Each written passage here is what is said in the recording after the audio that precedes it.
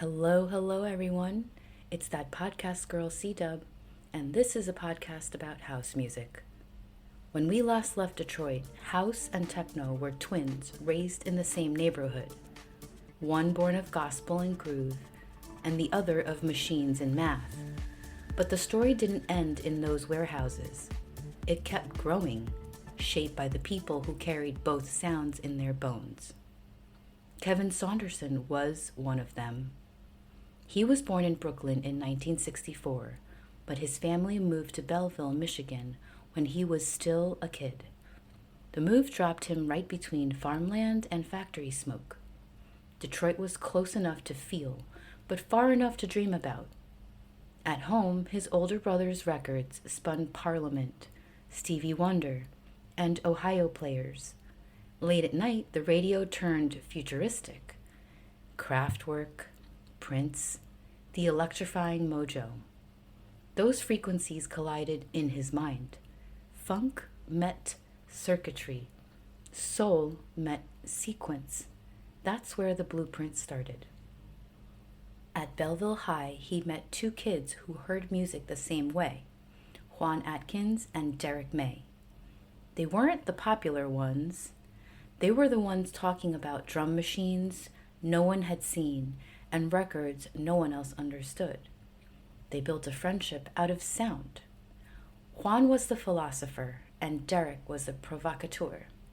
Kevin was the engineer, the one who could take an idea and make it move. By 1987, he founded KMS Records, his initials on the door, his fingerprints on the city's next chapter. It was one of the first Black-owned electronic labels to release straight from Detroit to the world. The label became a launchpad for his own projects and for producers who were inventing Detroit techno in real time. Then came Inner City, his collaboration with vocalist Paris Gray. Their sound wasn't borrowed from Chicago or Europe. It was Detroit optimism with a house heartbeat. In 1988, Big Fun hit the UK top 10. Good Life followed and crossed continents. These weren't crossover tracks. They were cross-pollinations of soulful, synthetic, and deeply human sounds. Inner City didn't just make radio hits, they definitely made history. Kevin didn't stop there. Under other names, E-Dancer, Reese, Tronic House, he kept pushing deeper underground. In 1988, he released Just Want Another Chance, a track whose bass line became immortal. That detuned low end, now known as the Reese bass, shaped drum and bass, jungle, dubstep, and half the darker corners of modern electronic music.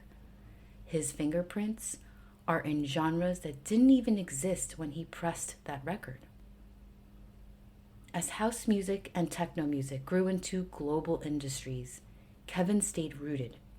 He kept the independent grind alive, touring, mentoring, and producing from his KMS studio. He welcomed young Detroit artists like MK and Carl Craig, offering gear, advice, and patience. He wasn't a gatekeeper. He was a gardener. His legacy runs in the family now. His sons, Dantes and Demari, are producers and DJs, carrying the Saunderson name into new decades. Every year at Movement Festival on Detroit's riverfront, Kevin still headlines. He's treated like royalty there, but he plays like a worker, head down, hands on, and eyes on the crowd. He's received official recognition for it too. In 2016, the City of Detroit awarded him a Spirit of Detroit Resolution Award for his contributions to electronic music. He's also been honored internationally for advancing Detroit's global presence in arts and culture. For a kid who started making beats in his bedroom, that's a full circle moment. Kevin's story is full of side roads too. He's collaborated with artists you might not expect, from British rappers to European producers like Kink on the 2017 track Idyllic. a playful, retro-futurist piece that felt like a wink to his 80s self. His remixes of pop and hip-hop acts in the late 80s showed he was never afraid to get a little campy, to let the underground flirt with the mainstream. He sponsors youth baseball teams back home in Metro Detroit.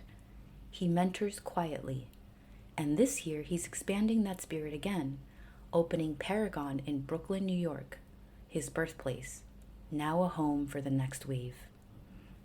The space feels industrial, honest, and alive, the way Detroit used to before the assembly lines went dark.